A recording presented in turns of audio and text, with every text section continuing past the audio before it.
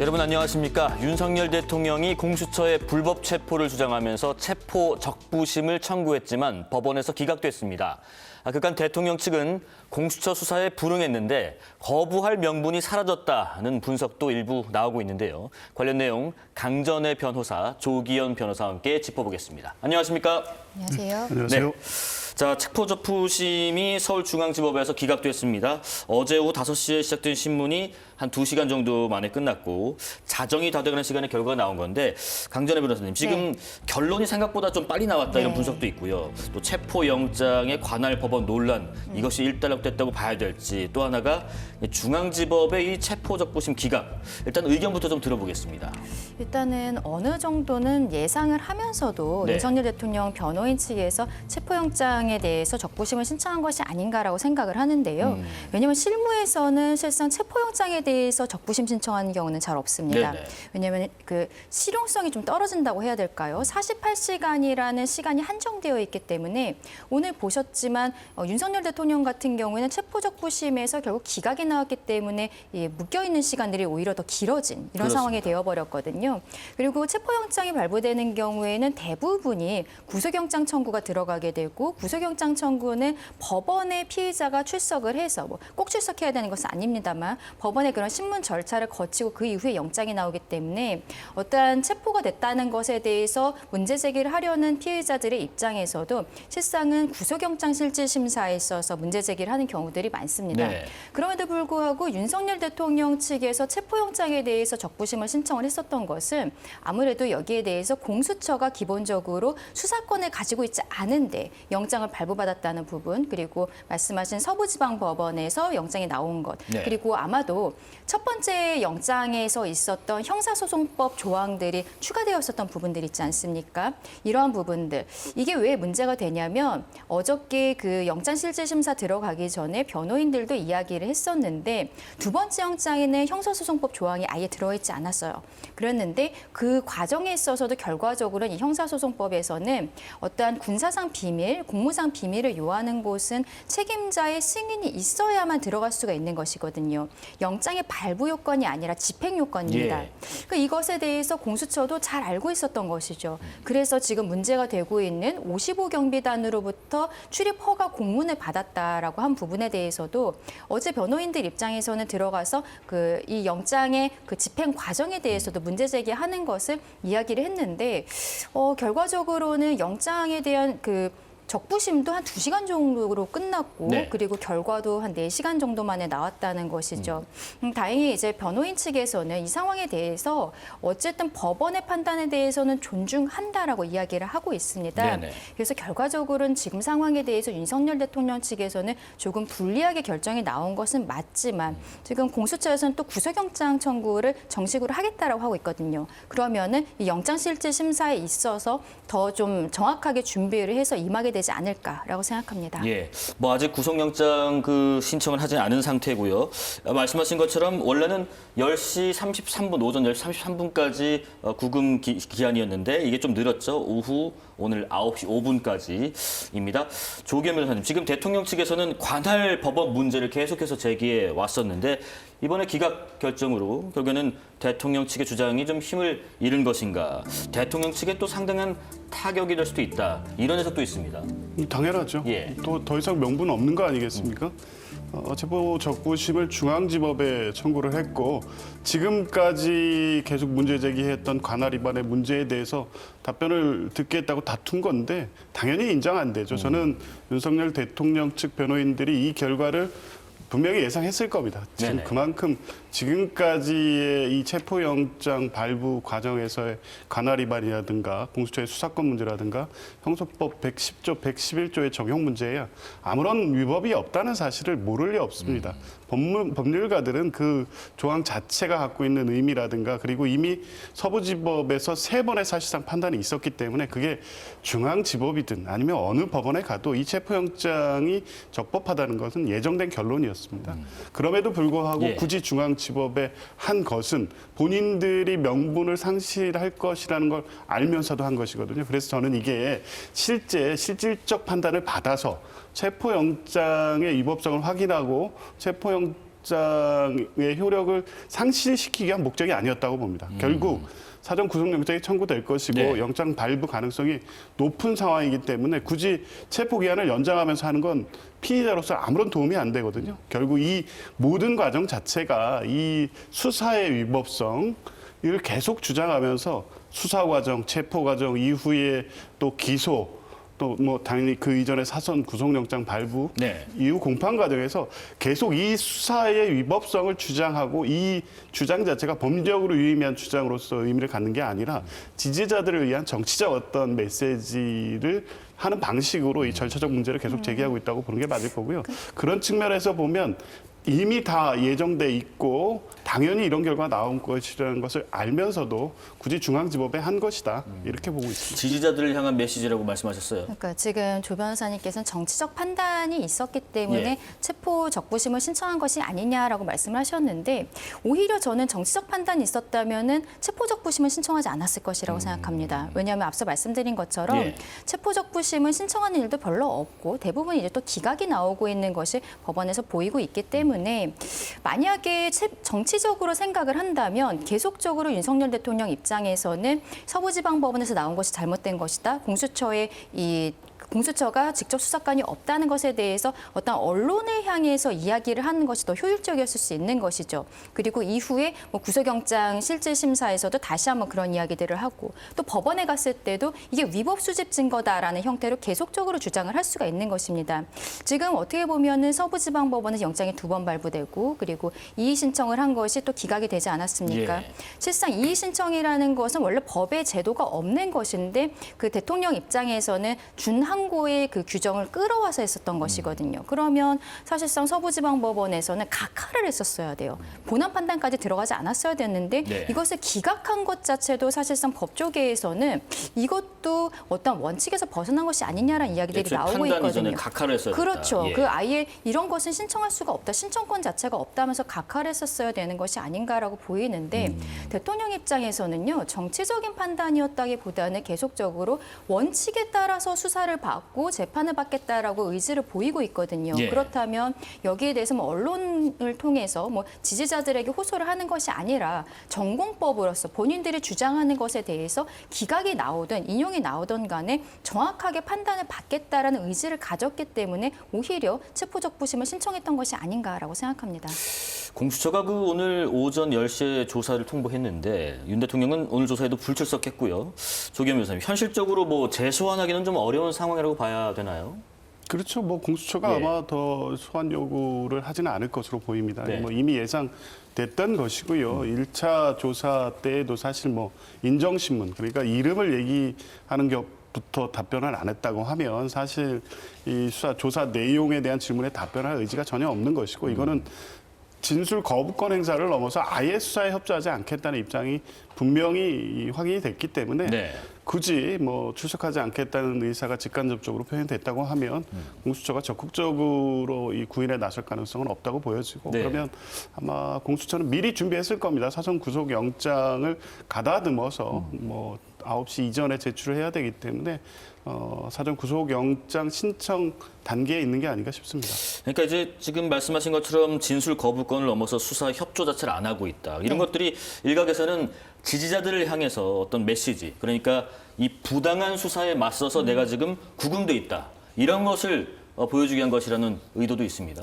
결국에는 원칙에 따라서 수사를 해달라고 지금 이야기를 하는 것이고 예. 저는 지금 공수처가 굉장히 리스키한 행동을 하고 있다고 생각합니다. 네. 지금 법상으로 내란죄에 대해서 수사권을 가지고 있는 것은 경찰밖에 없거든요. 뭐 결과적으로는 민주당에서 검수완박을 하는 과정에 있어서 공수처라는 기구를 만들고 검찰에서 그 수사권을 일부 빼내오는 과정에서 내란죄 수사권은 경찰에게밖에 없는데 공수처는 지금 공조수사본부라는 것을 경찰과 함께 꾸리고 있습니다. 예. 근데 이게 법적인 개념은 아니에요. 그리고 완전히 합쳐진 것도 아니고 첫 번째 체포영장 집행 과정에 있어서 경찰은 당시에 박종준 경호처장을 체포하려고 했었거든요. 예. 그런데 그때 공수처장이 거부했기 때문에 하지 못했고 그때 경찰이 언론 브리핑을 통해서 아쉽다는 형태로 이야기를 하면서 이번 체포영장의 집행 주체는 공수처이기 때문에 따를 수밖에 없었다라고 이야기를 하는 것이죠. 그리고 공수처가 경찰에 대해서 어떤 지휘를 할 수 있는 권한이 법적인 규정이 없는 상황입니다.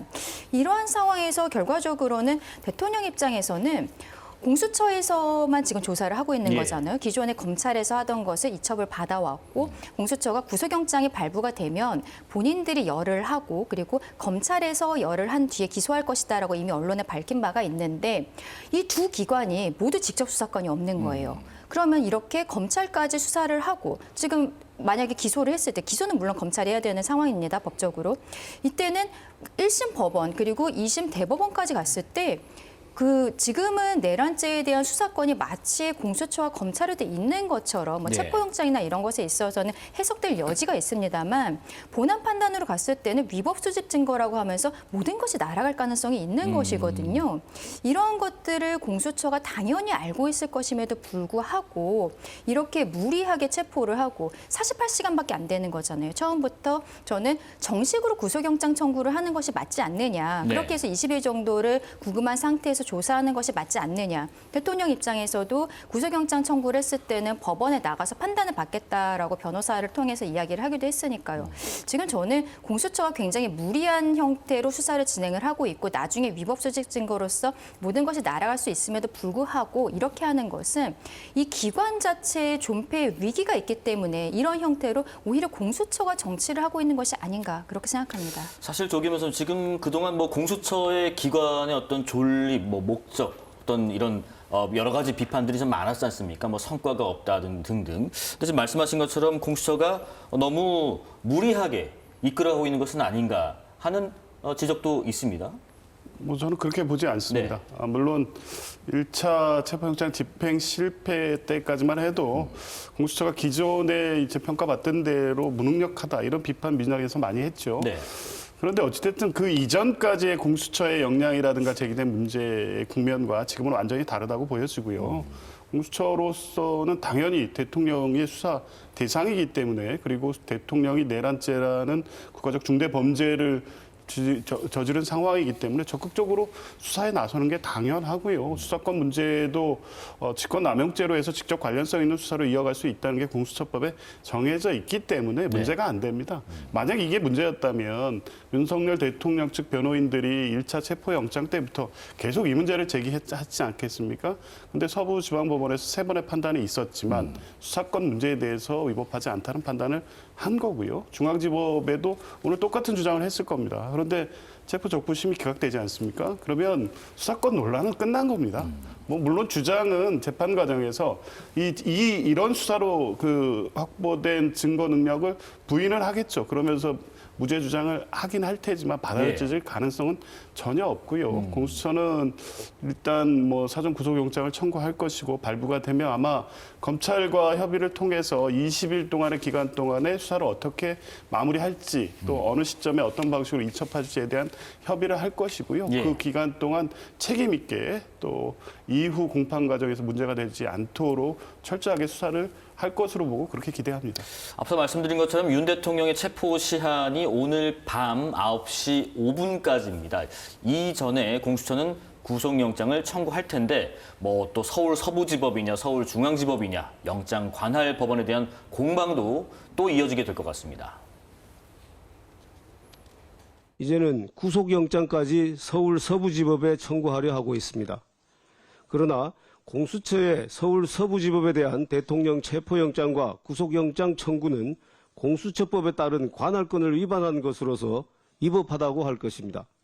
공수처법 제26조는 공수처 검사가 공소를 제기할 수 없는 사건을 수사한 때는 관계 서류와 증거물을 서울중앙지검 검사에게 송부하도록 규정하고 있습니다.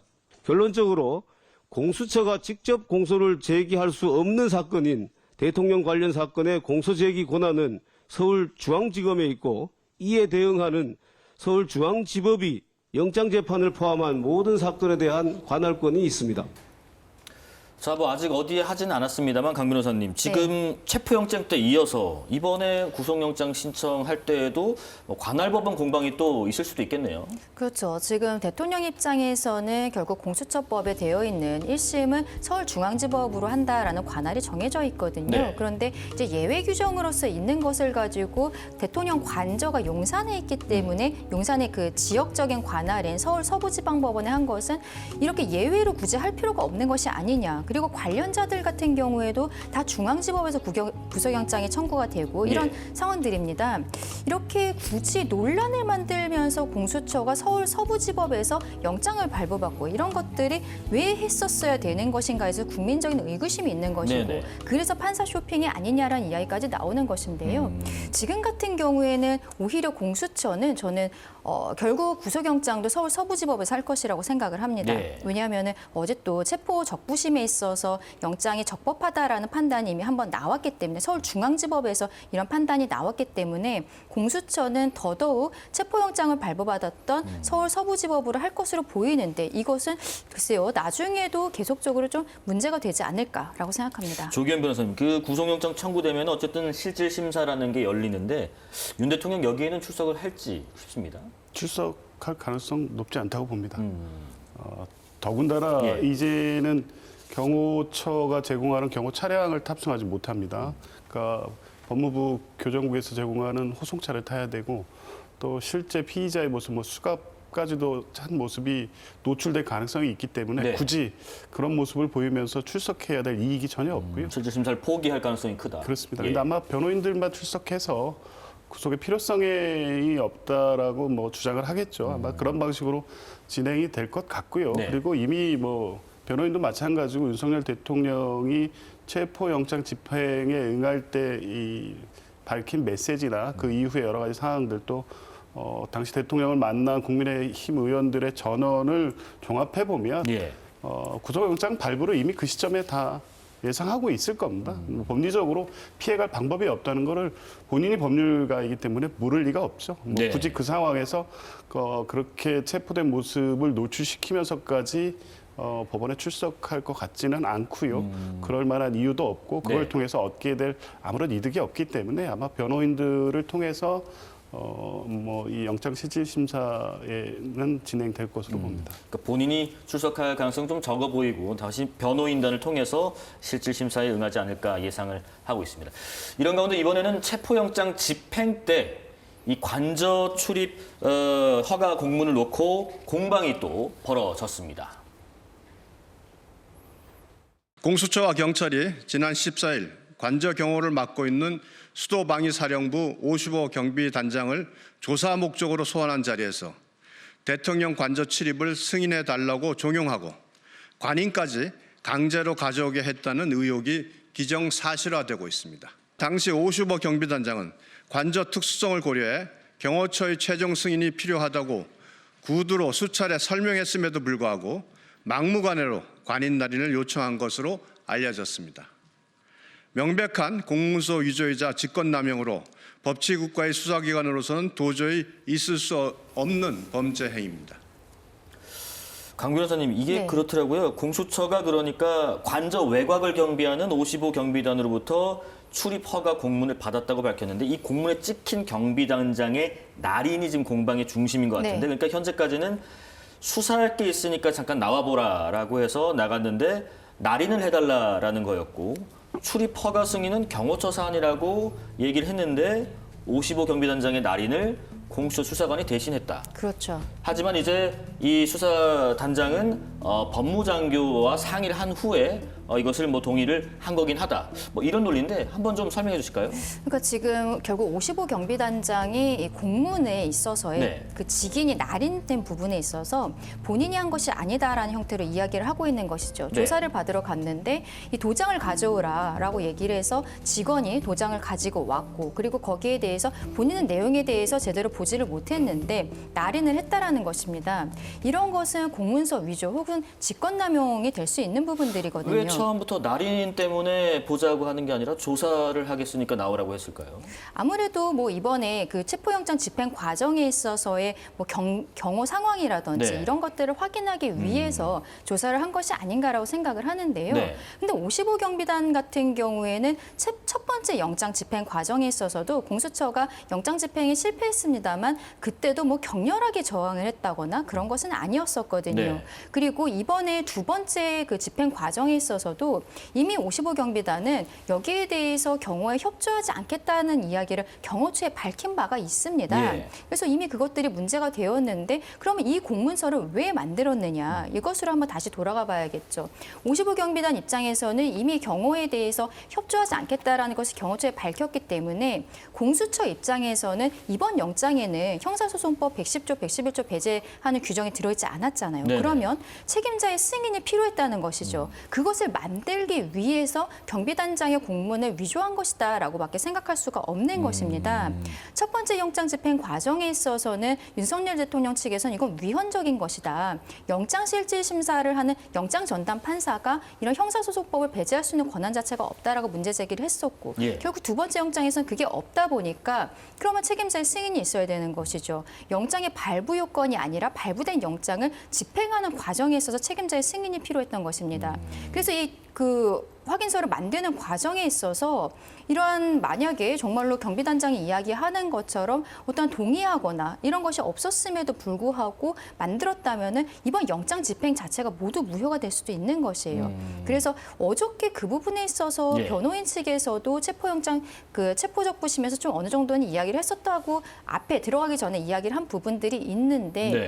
이게 앞으로도 큰 쟁점이 되지 않을까라고 생각을 합니다. 국민의힘 측에서는 지금 명백한 공문서 위조이자 직권 남용이다 이렇게 주장하고 있습니다. 조계 변호사님. 아니죠. 강제 날인이라고 볼 수 없습니다. 예. 경비단장이 확인했고 뭐 그 날인에 대해서 동의했기 때문에 날인이 된 거죠. 뭐 그거를 그리고 위조할 이유가 없습니다. 지금 이게 그러니까 형사소송법 110조 군사상 비밀을 요하는 지역에 압수수색을 하고자 할 때에는 책임자의 승낙을 구해야 된다. 이 적용을 피하기 위해서 마치 무리하게 한 것처럼 주장을 하고 있지만 그렇지 않습니다. 그럴 이유가 없습니다. 이미 1차 체포영장 또 이의신청 그 기간 연장을 위한 체포영장 발부 과정에서 110조, 112조 적용 대상이 아니라는 것은 법원에 의해서 확인된 사실입니다. 예. 굳이 승낙을 받기 위한 무리한 시도를 할 이유가 없습니다. 그럼에도 불구하고 이제 공수처가 55 경비단장을 수사하면서 이러한 조치를 취하려고자 했던 것은 55 경비단 같은 경우에는 1차 집행 때도 사실상 협조적 분위기였기 때문에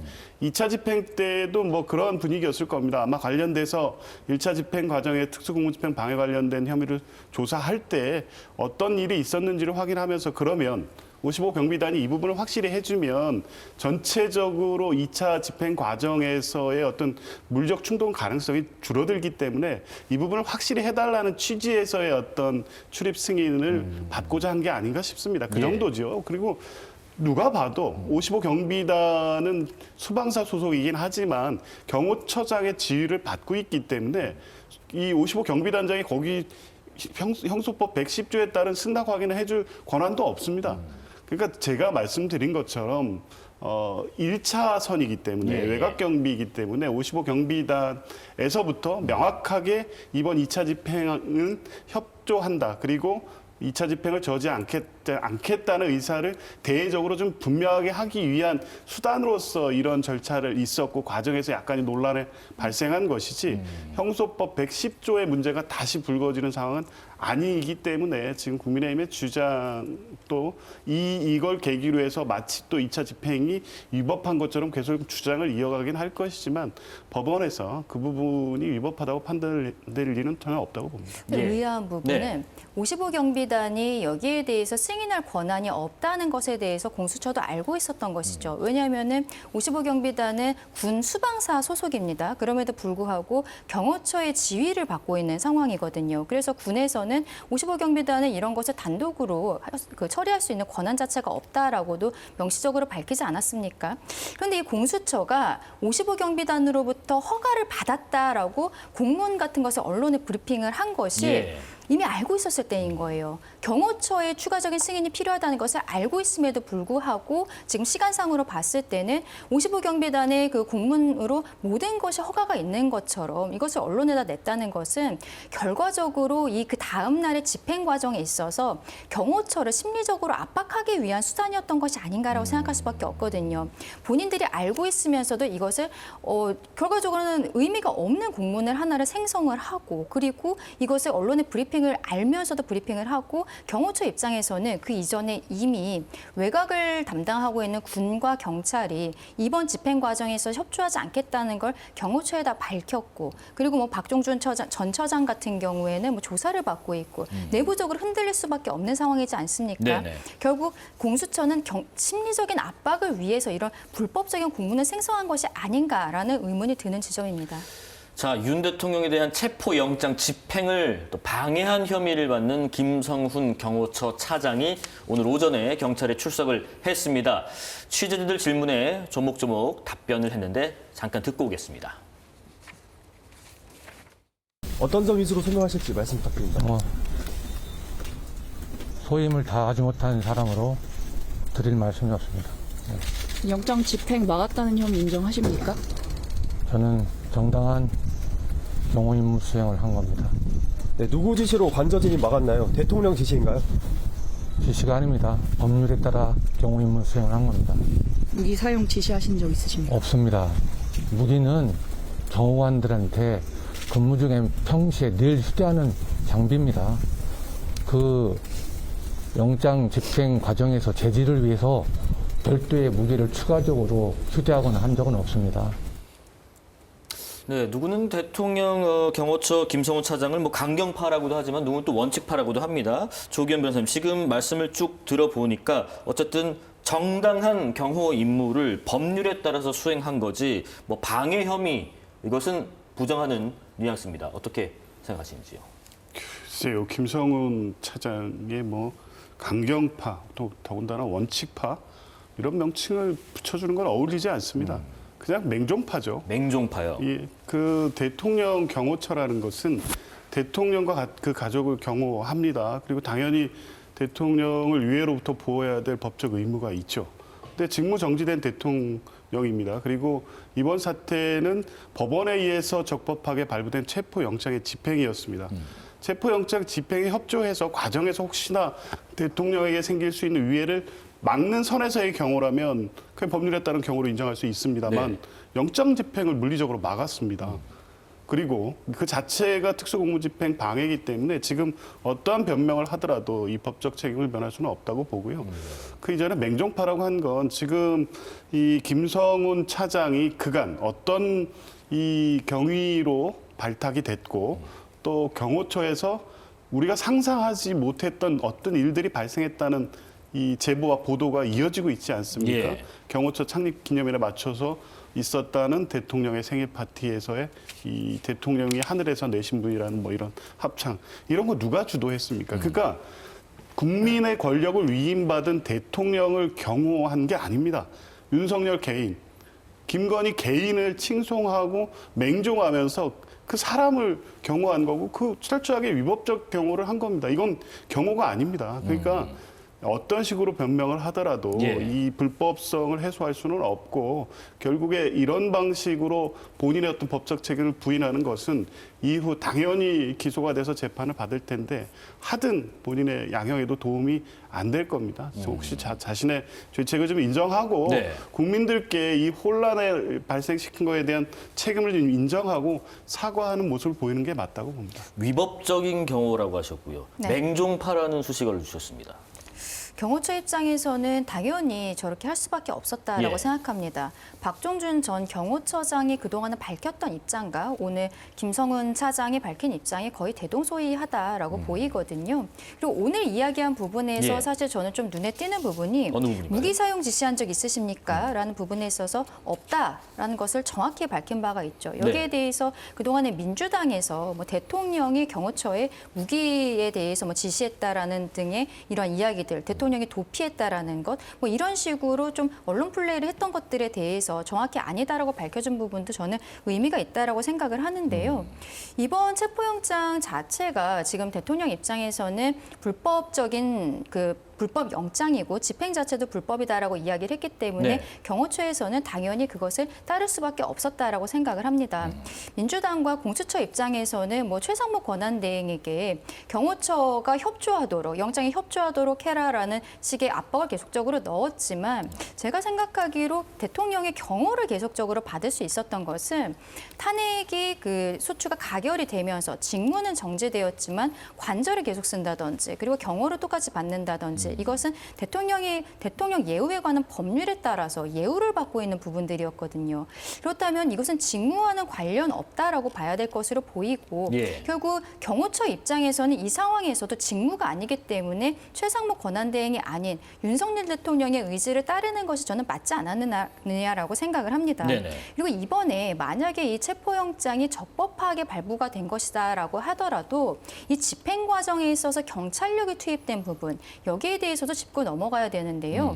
원칙적으로는 공수처 검사와 수사관들만 들어가야 됩니다.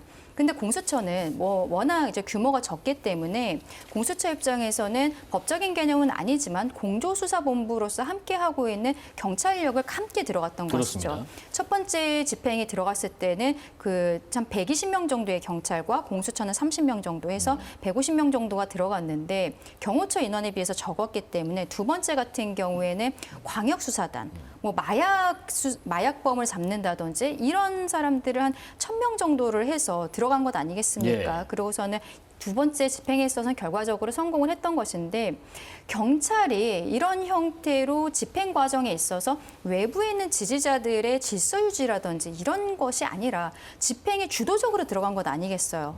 이거는 특수공무집행 방해로서의 혐의가 있는 것이거든요. 그리고 거기에 대해서 지금 윤석열 대통령 측에서도 문제 제기를 하고 고발을 한 것으로 알고 있습니다. 이러한 상황에서 저는 경호처와 처장과 그리고 차장 입장에서 경호처 직원들의 입장에서는 지금 이야기한 것처럼 결과적으로는 경호를 할 수밖에 없었던 부분들이 있고 거기에 대해서 이야기하고 있다라고 말씀드리고 싶습니다. 오히려 특수공무집행 방해 혐의는 경찰에 있다 이런 말씀을 해주신 것 같습니다. 윤석열 대통령에 대한 탄핵 심판 사건은 어제 3시간 넘게 본격적인 심리가 진행이 됐는데 국회 측과 윤석열 대통령 측 어떤 주장을 펼쳤는지 짚어보겠습니다. 먼저 양측의 이야기 들어보겠습니다. 존경하는 헌법재판관님, 피청구인은 헌법 제69조에 따라 나는 헌법을 준수하고 국가를 보위하겠다는 선서를 하고 대통령에 취임했습니다. 그러나 피청구인은 헌법을 수호하기는커녕 헌법을 유린했습니다. 대한민국의 헌법과 민주적 시스템을 송두리째 무너뜨리려 했던 이 비상계엄은 정말 특수한 계엄입니다. 지금까지 이런 비상계엄은 정말 없었다. 영화에도 나오는 얘기지만 이런 비상계엄은 없었습니다. 국회의원 단 한 명도 체포된 적 없고 유혈사태 한 건 나지 않았고 국가에 어떠한 피해도 입히질 않았습니다. 아시겠지만 평화적 계엄이었습니다. 국회 측은 윤석열 대통령이 헌법을 수호할 의지가 없었다. 윤석열 대통령 측은 평화적 계엄이었다. 양측의 주장 각각 들어보겠습니다. 조기현 변호사님. 저는 좀 들으면서 좀 어이가 없었고요. 예. 대통령 측 대리인들이 과연 지금 대통령의 파면을 막기 위한 변론을 하고 있나 하는 생각이 들었습니다. 먼저 평화적 계엄이라고 주장하는데요. 평화적 계엄은 없습니다. 계엄 자체는 허용된, 매우 제한적으로 헌법에 허용된 국가의 최고의 폭력입니다. 그 자체가. 그래서 군대를 동원하는 거 아닙니까? 그것도 아주 제한적인 사유, 전시, 사변 또는 그에 준하는 중대한 위기 상황에서 일반 행정 내지 경찰로 안 될 때 병력을 동원할 수 있다는 겁니다. 예. 이 자체가 폭력입니다. 평화적 계엄이라는 건 없습니다.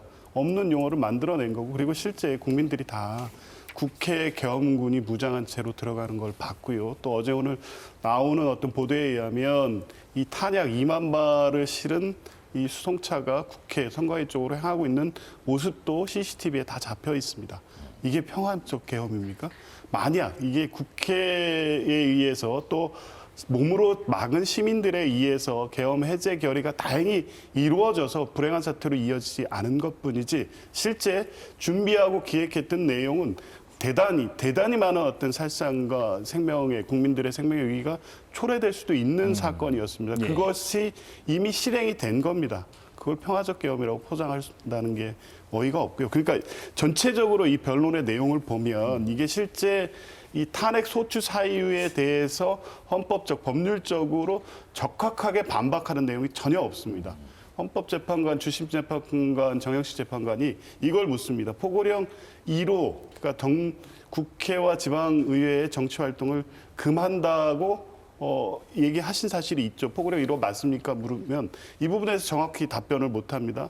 그러면서 뭐라고 얘기하냐면 그래서 그게 국회나 지방의회 정치활동을 금지한다는 게 아니라 비상계엄이 됐을 때 국회의원들 또 지방의회의 반국가 활동을 막기 위한 거라고 합니다. 그래서 정영식 재판관이 다시 묻습니다. 그런 반국가 활동이라는 게 내용이 뭡니까? 라고 물으면 대답을 못합니다. 그러니까 지금 구성되고 있는 이 대리인단 윤석열 대통령 측의 이 논리가 법률적으로 성립될 수 없는 정치적 주장일 뿐입니다. 그러니까 탄핵 절차든 수사 절차도 마찬가지인데 저는 윤석열 대통령이 파면을 면할 수 없다는 것, 그리고 중대한 형사처벌을 면할 수 없다는 것을 알고 있다고 봅니다. 그래서 탄핵 절차라든가 수사 절차를 모두 지지층에 대한 메시지 중심으로 가고 있고 그래서 마지막 체포영장에 응할 때의 메시지도 당이 전투적 정당으로 거듭내야 된다는 메시지하고 정권 교체, 정권 재창출을 얘기했습니다. 결국 대선에서 국민의힘이 재집권을 통해서 그걸 통해서 본인의 활로를 찾겠다는 생각 외에 법적으로 다툼을 통해서 본인의 무고를 소명하고 파면을 면하고 이럴 의지도 없고 그럴 수 없다는 걸 너무 잘 알기 때문에 탄핵 심판 절차가 계속될수록 지금 윤석열 대통령 측의 어떤 궁색한 이런 논리만 계속 나올 것으로 보이고요. 그래서 결국 파면은 이미 예정돼 있는 것과 같다. 이런 말씀드립니다. 계엄 자체가 이미 폭력적인 것이다 말씀하셨고요. 이 변론 자체가 앞뒤가 안 맞는 얘기를 하고 있다고 주장하십니다. 계엄이라는 것은 필수적으로 군이 동원되는 것이기 때문에 외부적으로 봤을 때는 당연히 평화적 계엄이라는 표현을 쓰는 것이 앞뒤가 맞지 않는 것이 아니냐라고 볼 수밖에 없겠죠. 근데 지금 대통령 측에서 이야기하고 있는 것은 비상계엄 선포 이후에 이제 해제가 되기까지 다친 사람이 아무도 없지 않지 않았냐. 이것은 지금까지 대통령이 대국민 담화 등을 통해서 이야기했던 것과도 맥락이 닿아 있습니다. 본인은 오히려 헌법 수호의 의지가 있었기 때문에 비상계엄에 나아갔다라는 것이죠. 전시 사변을 준하는 국가 비상사태가 본인의 입장에선 있었다는 것입니다. 그것이 민주당의 폭주로 인한 행정과 사법의 마비라는 것이죠. 그래서 이러한 부분들에서 지금 이야기를 하고 있는 것이고 지금 뭐 조 변호사님 말씀하신 것처럼 평화적 계엄이라고 하지만 우리 전 국민들이 결국에는 지금 계엄군이 국회로 들어가는 것 모두가 생방송으로 보지 않았습니까? 그럼 앞으로의 쟁점에 대해서 이제 생각을 해보면 이 군이 들어간 이유에 대해서 대통령은 질서 유지를 위한 것이다라고 이야기를 하고 있어요. 그런데 뭐 다른 사령관이라든지 이런 사람들의 진술을 실상 지금까지 나온 것은 대통령의 생각과는 조금 다른 부분들이 있습니다. 뭐 억지로 끌어내라든지 이런 식의 이야기들을 대통령으로부터 비화폰을 통해서 직접 들었다라고 이야기를 하고 있거든요. 그러면 앞으로 이제 증인이 탄핵 심판 과정에 있어서도 김용현 전 장관이라든지 뭐 곽정근 사령관 이런 사람들이 증인으로 다 채택이 된 것이 이미 언론에 보도가 되어 있는데 그 과정에서 대통령 측에서는 이것이 정말로 어디까지가 질서 유지였던 것인지 헌법 수호의 의지로서가 어디까지를 했다는 것인지를 조금 더 명확하게 구체적으로 헌법재판소를 설득해가는 과정이 필요할 것으로 보입니다. 국회 측이 탄핵 소추로 제시한 사유 어제 심리에서도 이를 하나씩 열거하면서 탄핵의 당위성을 강조했는데 뭐 계엄 선포 행위, 또 포고령 1호 발표 행위, 그리고 군대와 경찰을 동원한 국회 활동 방해 행위, 또 영장이 없는 선관위 압수수색, 또 마지막으로는 법조인 체포와 구금 지시 행위 등에 대해서 강조를 했고 여기에 대해서 윤석열 대통령 측은 계엄을 선포할 수밖에 없었다. 특히 이 부정선거에 상당한 시간을 할애했습니다. 이에 대한 국회 측 반박까지 듣고 계속 이야기 나눠보겠습니다. 부정선거에 대해서 확신을 갖고 있지 않다 하더라도 그 의혹을 밝히는 것은 그건 당연한 대통령의 책무입니다. 저희는 이 불법 선거가 사실은 중국과 크게 관련이 있다고 생각합니다. 4년여 동안에 부정선거를 주장하는 많은 시민들이 어떤 것을 주장하고 있었는지, 왜 그렇게 그 사람들이 생업을 내팽개치다시피 하며 매달리고 있는지 어느 메이저 언론, 레거시 언론도 보도하지 않고 시민들만이 SNS에서 그것을 문제 삼고 있었습니다.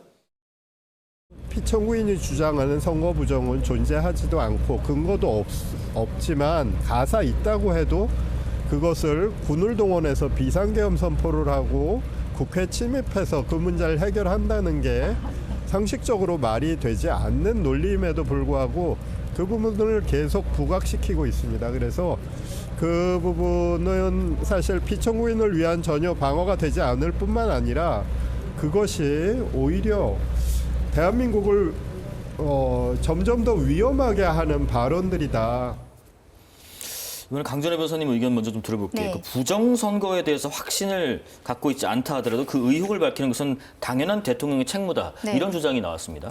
맞습니다. 지금 대통령은 이번 비상계엄 상황에 있어서 선관위에 군이 투입됐던 이유에 대해서 어느 정도 국민들께 직접 좀 자세히 말씀을 드린 바가 있는데요. 네. 결과적으로는 이 선관위에 군이 투입될 수밖에 없었던 상황에 대해서도 이미 그 12월 12일 날 담화에 있어서도 말씀을 하셨습니다.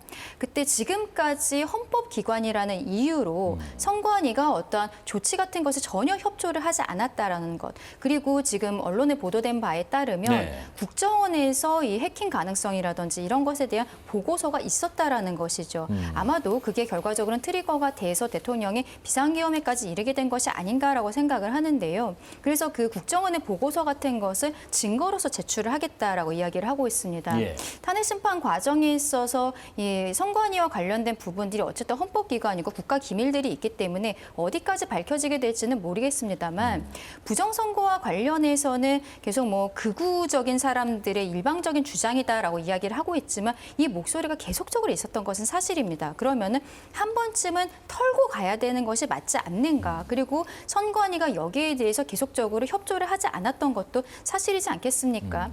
그럼 대통령 입장에서는 그런데 그럼에도 불구하고 이게 비상계엄으로서 확인할 수밖에 없었다라는 것에 대해서는 조금 더 입증은 필요한 상황이 아닐까라고 생각을 합니다. 네네. 왜냐하면은 선관위가 계속적으로 수색이라든지 이런 것들이 협조하지 않았다고 해도 어떤 다른 형태, 그러니까 결과적으로는 최후의 수단으로서 비상계엄을 할 수밖에 없었던 것에 대해서는 대통령이 입증을 해야 되는 것은 입증 책임의 분배 문제에 있어서 정확한 것이라고 생각을 하거든요. 그러니까 향후에 그 과정에 있어서 좀 문제가 될 것으로 보이는데 지금 보도된 것을 보면은 헌법재판소가 윤석열 대통령 변호인 측에서 신청을 해서 2020년에 선거연수원에 뭐 체류했던 중국인 명단 네. 이런 것들을 사실 조회를 진행하기로 했다고 합니다.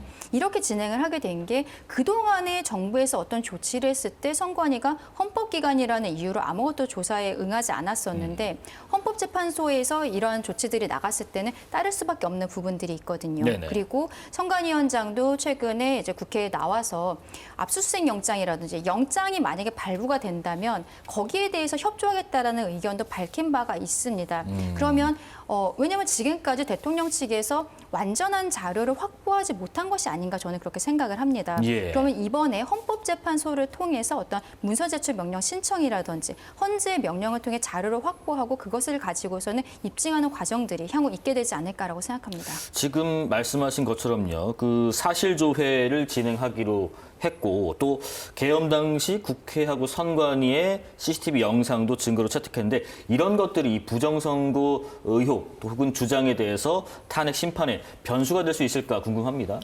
전혀 변수가 될 수 전혀. 없고요. 예. 도움이 될 리도 없고요. 주장 자체로서도 말이 안 된다는 건 예. 상식에 가깝습니다. 저는 부정선거 주장을 대통령이 마지막 체포영장 집행 과정에서 담화에서도 얘기하고 또 올해 발표한 그 서면, 그 서신, 친필 서신 입장에서도 밝혔습니다. 네. 그리고 탄핵 심판 절차에서도 대리인단 이 부분을 강조하고 있는데요. 부정선거 의혹을 계속 얘기하면 할수록 이번 비상계엄이 국헌문란의 목적이었다는 것을 자백하는 것과 다름없습니다. 저는 배진환 윤석열 대통령 측 대리인이 얘기처럼 부정선거 문제가 있다고 하면 대통령이 밝혀야죠. 밝히고 혹시 정말 그런 문제가 있었다면 그에 대한 책임을 묻고 다시는 이 민주주의 사회에서의 선거의 공정성이 대단히 중요한 거 아니겠습니까? 네. 밝혀야죠. 그런데 그걸 위해서 군대를 동원하고 선관위 서버를 탈취하고 이게 말이 됩니까? 그리고 논리적 상식적으로 보면 그렇다면 22년 대통령 선거에서는 어떻게 본인이 당선됐습니까? 그리고 직후 이어진 지방선거에서 국민의힘에 압승했습니까? 중국이 왜 이런 선택을 합니까?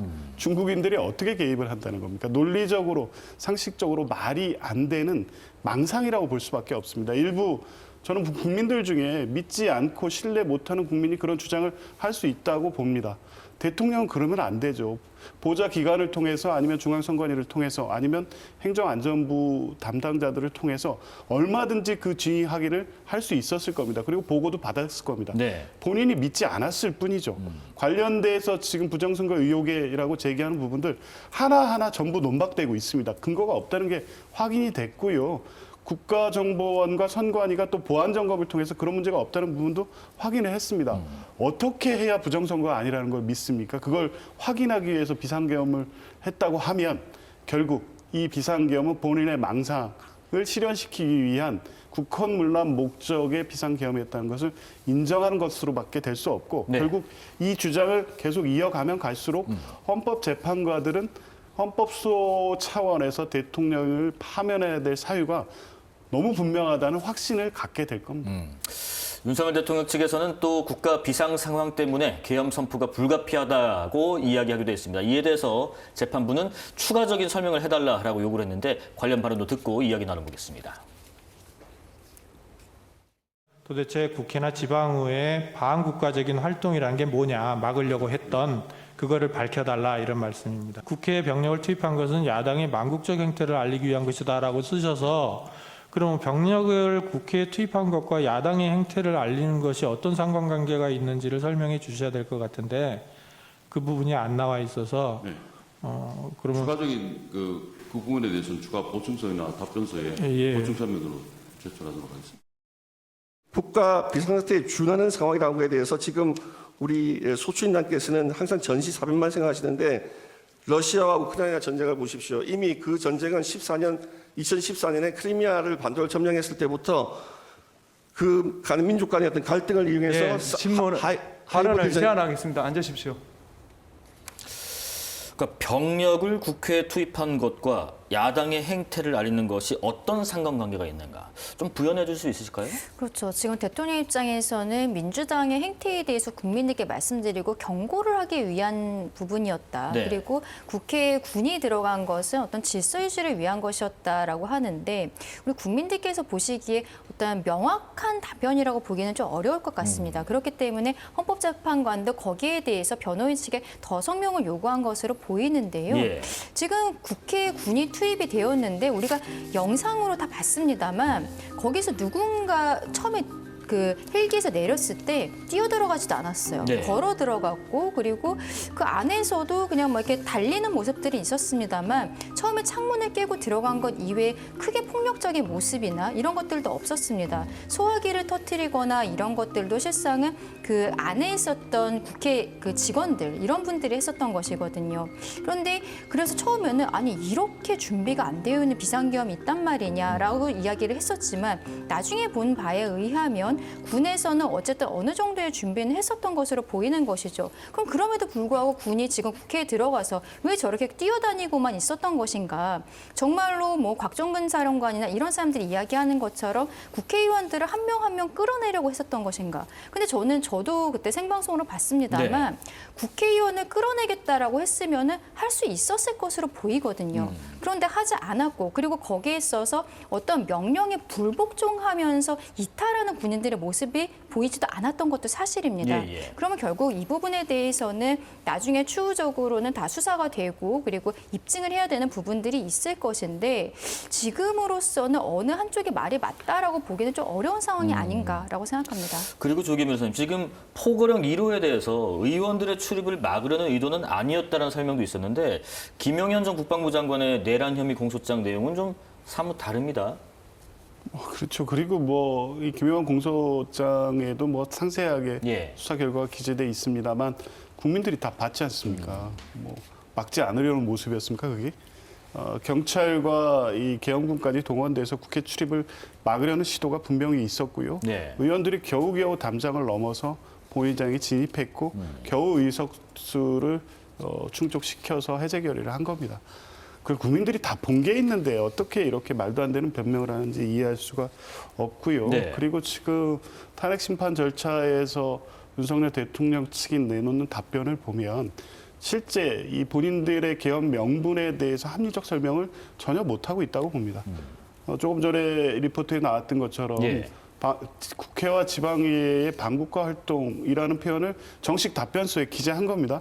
그게 뭔지 설명을 못합니다. 그리고 야당의 망국적 행태를 알리기 위해서 계엄을 했다고 하는데 야당의 망국적 행태와 그것을 알리고 막기 위해서 군까지 동원한 비상계엄이 어떻게 연결되는지에 대해서 전혀 설명을 못합니다. 그리고 계엄 포고령 1호 이게 이 비상계엄의 유연성을 가장 단적으로 보여주는 거죠. 예. 국회와 지방의회 정치활동을 금지시키는 거는 유연위법의 비상계엄이라는 걸 가장 명확하게 드러내는 겁니다. 이걸 김용현 전 장관이 과거 이 국회 해산권이 없었던 헌법 당시에 비상계엄의 어떤 포고령을 잘못 뺏겨와서 그걸 강화했다.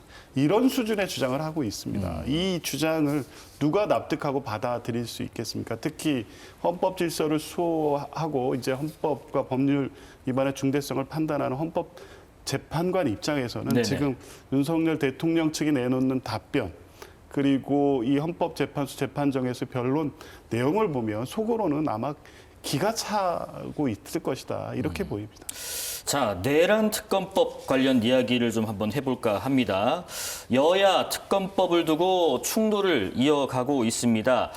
국민의힘은 오늘 오후 계엄 특검법을 발의했고 민주당은 협상 시한을 오늘로 못 박았는데 오늘 합의에 이를 수 있을지 주목됩니다. 아직 그 본회의가 다시 속개되지 않은 것 보면은 국회의장 주관으로 여야에서 아직 협의가 잘 안 되고 있는 것 같기도 한데 여야의 오늘 발언을 듣고 이어가 보겠습니다.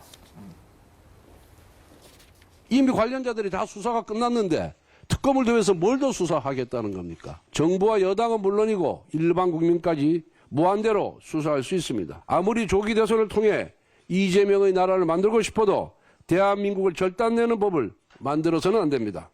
민주당의 특검법은 종북, 이적, 위헌, 매국, 독재를 버무려서 만든 괴물입니다. 내란 잔당들의 증거 인멸과 말 맞추기가 진행된 정황이 드러나고 있고 내란과 관련한 새로운 사실들이 계속 밝혀지고 있습니다. 특검으로 진상을 투명하게 밝혀내고 관련자들을 엄정하게 처벌해야 합니다. 수사나 처벌을 하지 말자는 건 앞으로도 다른 대통령이 위헌, 위법한 비상계엄을 선포하고 내란을 일으킬 용기와 근거를 만들어주는 꼴입니다. 지금 여야가요 특검법 합의안 도출 위해서 협상에 나섰는데 지금 결론을 낸데 좀 진통을 겪고 있는 것 같아요. 5시 반부터 다시 협의를 이어간다고 하는데 강준호 변호사님 지금 국민의힘에서는 권성동 대표가 그런 얘기했습니다. 대통령께서 체포되면서 영장이 청구된 마당에 수사를 할 대상이 없는 것이다. 지금 특검이 상황이 달라졌기 때문에 필요가 없다. 이런 얘기를 하고 있고 반대로 민주당에서는 이 특검을 허수아비로 만들겠다는 속셈이 노골적으로 드러나 있다. 이런 얘기를 하는데 일단 권성동 원내대표의 이 이야기, 특검은 철회해야 된다는 주장, 어떤 의견이신지요? 저는 개인적으로는 특검은 해야 된다라고 예. 생각을 합니다. 그리고 이런 사건을 하기 위해서 특검이라는 제도가 있는 것이 아닌가라고 생각을 하는데요. 네네. 앞서 제가 잠시 말씀드렸습니다만 지금 공수처가 굉장히 무리하게 수사를 하고 있고 체포영장을 집행하지 않았습니까? 그런데 문제는 공수처와 검찰 같은 경우에는 내란죄에 대한 직접 수사권이 없는 것이죠. 네. 그래서 만약에 지금 공수처에서 수사하고 그리고 검찰에서 마지막에 열흘 수사를 한 다음에 기소를 했을 때 1심, 2심 대법원의 판사들 같은 경우에는 이것이 위법 수집 증거다. 수사권이 없기 때문에 무죄다라고 판단을 할 수도 있는 것이죠. 그런데 저는 이것이 과연 우리 역사에 맞는 것인가? 지금 여야 없이 그리고 우리 국민들 후세를 생각을 해서라도 이번 사건에 대해서 명백하게 밝히고 네. 그것에 대해서 정리를 하는 과정이 필요하다라고 생각을 하거든요. 그리고 그 과정에 있어서 특검이 필요하다라고 생각을 합니다. 지금 지금 권성동 원내대표 같은 경우에는 특검 같은 경우에는 이제 발의가 되고 만약에 협의가 된다고 해도 이 특검을 준비하는 과정만 한 20일 정도는 걸리는 부분들이 있습니다. 그러면 그때는 이미 대통령은 기소가 되어 있는 상황일 것인데 그렇죠. 네, 지금 구속영장 청구되면 그 기한은 뭐 정해져 있는 것이기 때문에 더 이상 뭐 늘릴 수도 없는 것이거든요. 이런 형태의 이야기를 하고 있는 것으로 보이는데 저는 저것은 지금 당이 어쨌든 어떠한 이유로서 존재하고 있는가에 대해 다시 한번 생각을 해봐야 된다고 보거든요. 네네. 우리 국민들께서 이 상황의 진실을 확인하고 싶어 하시고 그리고 만약에 윤석열 대통령이 어떤 범법적인 행위를 했다면 본인이 얘기했었던 공정과 상식, 법과 정의에 맞춰서 저는 처벌받는 것이 맞다라고 생각을 합니다. 그렇다면 오히려 지금 국민의힘 입장에서는 이 특검에 대해서 민주당이 이야기하고 있는 위헌적인 요소들을 배제한 채로 오히려 먼저 이것을 진행하는 모습을 보이는 것이 더 책임감 있는 공당으로서의 자세가 아닌가라고 생각합니다. 예, 조기현 변호사님, 지금 어쨌든 민주당은 체포와 특검법 처리는 별개다라고 봐야 되는 거고, 그다음에 국민의힘이 지금 발의한 계엄 특검법 그래픽 한번 같이 볼까요? 축소된 수사 범위도 있고요, 또 기간도 있고요, 수사 인력도 있고요, 여러 가지 좀 다른 부분이 있습니다.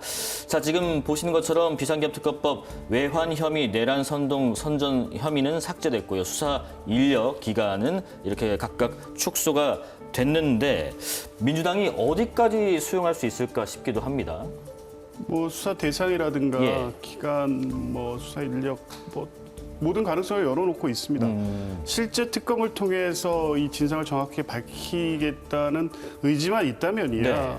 합의로 통과시키는 게 가장 좋죠. 그런데 외환 혐의, 뭐 내란 선전 선동을 해서 이 수사 대상을 무한정 확대하는 거는 저도 뭐 바람직하지 않다고 봅니다. 네네. 이제 그런 행위가 추가적으로 발생하지 않도록 해야 된다는 측면에서 약간 제한할 필요는 있는데 외환 관련된 부분을 특히 이제 주장하면서 국가 안보상 이 위협 뭐 이런 부분을 얘기하고 있던데요. 외환 관련 혐의가 실제 있었던 내용들 아닙니까? 예. 북한의 도발을 유도해서 실제 전쟁 상황까지 만들려는 게 아니었나라는 의혹 또 제보들이 곳곳에서 이어지고 있습니다. 네네. 그리고 실제 12월 12일 날 우리 한국통인 미국 하원의원 브래드 셔먼이 방송과의 인터뷰에서 그런 말을 합니다. 북한의 공경으로 위장한 대한민국 군인의 어떤 특정 장소에 도발이 있을 경우에 그건 북한군 소행이 아니라는 것을 미국이 확인할 거다. 그리고 미국은 자체적인 정보를 통해서 그러한 내용을 확인하고 있다는 네. 내용을 이미 12월 12일 계엄 직후 인터뷰에서 밝힌 바 있습니다. 이 내용의 함의가 얼마나 대단히 위험하고 큽니까? 그리고 그 이후에 밝혀지고 있는 여러 가지 내용들을 보면 북한과의 관계, 북한의 도발을 유도해서 비상계엄의 명분과 정당성을 확보하려던 시도가 여러 차원에서 이루어지고 있었고 네. 그것은 실제 전쟁까지도 감수하겠다는 계획이 포함되어 있을 것으로 보여지기 때문에 당연히 외환 관련된 부분은 수사 대상이 돼야 됩니다. 다만 외환 유치라고 해서 실제 북한과의 통모 관계는 확인되지 않기 때문에 외환 유치죄를 넣은 건 아닙니다. 이런 혐의 사실에 대해서 수사를 하고 군사상 이익이라든가 범위를 침해하지 않는 범위 내에서 비상계엄의 위헌위법성을 밝히자는 건데 이걸 왜 빼자고 합니까? 그냥 네. 안 하기 위한 명분 같아서 과연 이 자체적인 특검법을 내놓긴 했지만 실제 협의에 응해서 이 사건의 진상을 밝히고자 하는 의지가 있는지에 대한 의심은 분명히 있습니다. 그럼에도 불구하고 협의를 해서 합의로 통과시키는 것이 가장 바람직하다고 봅니다. 강 변호사님 의견 짧게 듣고 마무리하겠습니다. 네, 결과적으로 저는 그래도 이 특검에 대해서 여야가 협의를 해서 마무리를 하는 것이 우리 국민들의 안정을 위해서도 가장 필요한 부분이 아닌가라고 생각을 하고요. 예. 그리고 민주당에서 지금 저렇게 강하게 이야기를 하고 있지만 결과적으로 협의에 나아갈 것이라고 생각합니다. 최근 각종 여론조사에서 국민의힘의 지지율이 상승을 하고 있고 민주당의 지지율이 하락하고 있는 추세들이 보이고 있는 것은 사실이거든요. 거기에 대해서 생각을 해보면 민주당이 그동안에 폭주를 해왔기 때문에 대통령이 비상계엄을 선포할 수밖에 없었다라고 이야기를 했던 부분들을 네. 이제 국민들께서 그 비상계엄 이후에도 민주당이 변하지 않는 모습들에 대해서 실망을 하셨기 때문에 민주당에 대한 지지들을 철회하고 계신 것이 아닌가라고 생각합니다. 알겠습니다. 이것이 지금 민주당 입장에서도 당연히 뼈아프게 들어오는 부분이기 때문에 이번에는 협상에 응하는 모습을 보일 가능성이 높다라고 생각합니다. 예. 자, 오늘 사사건건 여기까지입니다. 다음 주에도 알찬 소식으로 찾아오겠습니다. 조기현, 강전의 변호사와 함께 말씀 나눠봤습니다. 주말 잘 보내십시오. 시청해주셔서 감사합니다.